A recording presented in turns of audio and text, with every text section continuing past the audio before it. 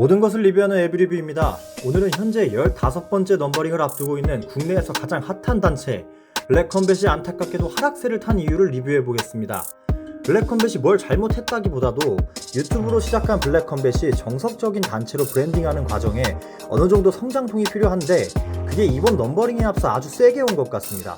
그럼 순서대로 지금이 왜 하락세로 보이는지, 두 번째는 왜 하락세가 되었는지 그 이유와 마지막으로 앞으로 지켜봐야 할 포인트에 대해서 리뷰해보겠습니다. 첫 번째, 블랙컴뱃 왜 지금이 하락세일까요? 하나씩 짚어보겠습니다. 우선 멤버십 가격 상승으로 인한 민심 하락입니다. 지난 3월 기준 넘버링을 시청할 수 있는 멤버십이 12,000원에서 2배 상승한 24,000원으로 변경되면서 유튜브로 시작한 블랙컴뱃이 유튜브로 직관을 대신해 가성비 좋게 시청할 수 있다는 것은 엄청난 장점이었는데 말 그대로 감다살 그 자체였습니다. 그런데 넘버링 규모가 커지고 선수 영입 등에 자금이 들어가면서 갑자기 2배나 상승을 해버린 것이죠. 모든 변화에는 받아들이는 과정이 필요한데 단번에 2배로 상승하고 기존 구독 금액인 12,000원으로는 라이즈 경기도 못 보게 됐으니 사실 금액적으로 크지 않다고 볼 수도 있지만 지금처럼 넷플릭스, 디즈니, 왓챠, 웨이브 등 다양한 OTT를 구독하는 소비자 특성상 구독 서비스는 단일성 결제가 아니다 보니 부담이 될 수밖에 없습니다.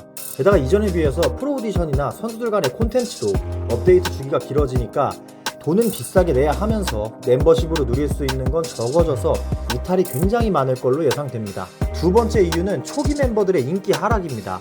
프로 오디션 1에서 3기 멤버들이 넘버링에 반복적으로 나오면서 이제 어떤 선수가 붙어도 리매치이거나 기대감이 떨어지는 상황도 발생하면서 뉴페이스들이 넘버링에서 활약하고 대진을 알차게 꾸려가는 게 어려운 상황이 됐습니다. 게다가 그마저도 여차저차 붙여놨더니 노잼 경기가 만들어지기도 하고 어찌 보면 초기 프로 오디션의 날 것 감성을 좋아하는 팬들 입장에서는 그런 선수들이 주명을 받지 못하는 게 아예 마음이 뜰 수 있는 이유인 것이죠. 세 번째는 해외 강자 선수들의 유입입니다. 일본 대항전처럼 대항전 이후 몇 선수만 유입되는 게 아니라 브라질의 블랙테이블까지 우르르 유입이 되면서 스토리라인도 없고 그냥 강하다고 하니까 그런 줄 알아야 하는 유입이 많아지고 특히 라이트 팬이 많은 블랙컴뱃에서는 UFC나 원챔 출신 선수도 잘 모르는데 프로 오디션도 없이 영입한 스탄 선수들은 아예 관심도 없을 겁니다. 모름지기 블랙컴뱃은 양 선수를 모두 안다는 것에서 경기의 흥행이 보장되는 거였는데 이젠 한쪽만 아는 매치업도 많아졌다는 얘기죠. 세 번째는 이유라기보단 근거인데 바로 블랙컴뱃 15 파라벨룸 예매 현황입니다. 이번에 국내 최초로 1만 좌석을 확보했는데 지인 및 초대 관중석을 제외한 모든 좌석들 예매가 굉장히 널널합니다. 직관을 여러 번 다녀온 저는 항상 티켓 오픈날부터 현황을 확인하는데 오픈런까지는 아니어도 가성비 좋은 10만원대 이하 좌석은 정말 빠르게 빈자리가 없어지는 모습을 봤었는데 이번엔 그에 비해 굉장히 한산합니다. 좌석이 늘었기 때문일 수도 있겠지만 이건 국내 격투 선수들만을 좋아하는 라이트 팬의 영향이 가장 클 것 같습니다. 과연 모든 대진이 공개됐을 때 얼마나 유료 관객이 채워줄지 지켜봐야겠네요. 그럼 방금도 살짝씩 얘기하기는 했지만 이런 상황이 생긴 이유를 조금 더 보태서 설명해보겠습니다. 우선 블랙컴뱃은 가볍게 격투기를 즐기는 라이트 팬이 많고 젊은 층의 팬이 많습니다. 쉽게 설명하자면 UFC보다 야차 클럽을 좋아하는 팬층이 꽤 두텁다는 얘기입니다.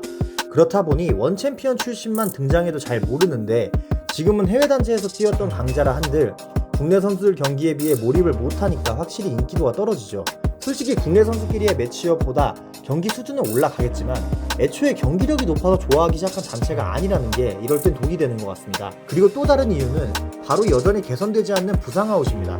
이번 파라벨룸이 외국인 선수로 인해 인기가 평소보다 줄어들 거라는 걸 그 똑똑한 검정 대표가 모를 수가 없습니다. 그만큼 국내 선수들 중에 인기 있고 실력 있는 선수들을 매치업하기 위해 노력했지만 블랙컴뱃 오피셜로 공개된 대회일에 임박해 부상아웃된 선수만 해도 6명 기껏 스토리라인 만들어서 인기 올려놨더니 1년에 한 번 경기를 할까 말까 한 선수들도 있다 보니 평소에도 심각했지만 이번처럼 인기 있는 국내 선수가 뛰어줘야 할 타이밍에 치명적인 상황입니다. 작은 이유들로는 블랙테이블 선수들 비자 문제 때문에 이틀로 나눠진 미디어데이나 도핑을 거부한 선수도 있겠네요. 지금 성수에 거액을 들여서 블랙하우스도 차리고 해외 선수들도 영입하면서 엄청나게 투자를 하고 있지만 이 타이밍에 이것저것 상황이 안 따라주는 참 안타까운 상황입니다. 그렇다면 여기서 저희가 지켜봐야 할 포인트는 뭘까요? 사실 지금의 하락세는 일시적일 가능성이 높긴 합니다. 언제나 검정 대표는 해결책을 찾아서 안 좋은 상황을 해결했었고 특히 해외 선수를 본다면 처음 오하라주리 선수나 탱크 선수도 반응은 싸늘했었습니다. 하지만 카운트다운 영상이나 여러 차례 대회에 출전하면서 자연스럽게 팬들이 생겨나고 지금은 너무 자연스러운 블랙컴뱃 선수가 된 것처럼 빠르게 인기가 올라가는 노블레스나 락스톤 같은 선수를 필두로 이번 블랙테이블 선수도 블랙컴뱃에 정착한다면 이러한 인기 하락은 일시적일 뿐 금방 해결될 것 같습니다. 여기서 문제는 블랙테이블 선수들이 급하게 영입이 됐고 이번 넘버링 과정만 보더라도 컨트롤이 잘 안 된다는 겁니다. 갑자기 카운트다운 영상 다 찍었더니 도핑 테스트 거절한 다크호스가 대표적인 사례죠. 이런 선수들은 사실상 포갱 선수 마냥 제어가 안 되고 자기 주장이 강해서 UFC나 타단체에서도 컨트롤이 안 되는 경우가 많은데 일회성으로 경기 뛰다 빠지고 인기만 떨어뜨려 놓으면 골치 아파집니다. 그리고 이번에 유주상 선수를 배출하고 황인수를 컨텐더 시리즈에 보내고 박재현 선수는 RTU, 장윤성 선수는 RTU 원매치를 보내는 등 UFC 선수 배출에 집중하고 있는 GFN이 세 번째 넘버링을 앞두고 있습니다. 어찌 보면 대진은 훌륭할지 몰라도 재미에서는 한참 떨어진다는 평이 있는데 블랙컴뱃의 넘버링이 만약 상대적으로 흥행을 못한다면 11월 넘버링은 GFN에게는 큰 기회일 수 있습니다. 경쟁 구도에서 우위에 있던 단체가 하락세일 때 추격하는 입장에서 대박을 터뜨린다면 재평가가 될 수 있기 때문이죠. 저는 이번 블랙컴뱃 15와 GFN 03 모두 직관 예정이라 여태까지의 직관과는 어떤 점이 차이가 있었는지, 경기장 분위기는 어땠는지, 예상되는 것처럼 정말 평소보다 열기가 덜 했는지, 아니면 의외로 이번 넘버링도 대박이 날지 생생하게 리뷰해보도록 하겠습니다. 그럼 에브리뷰였습니다. 안녕.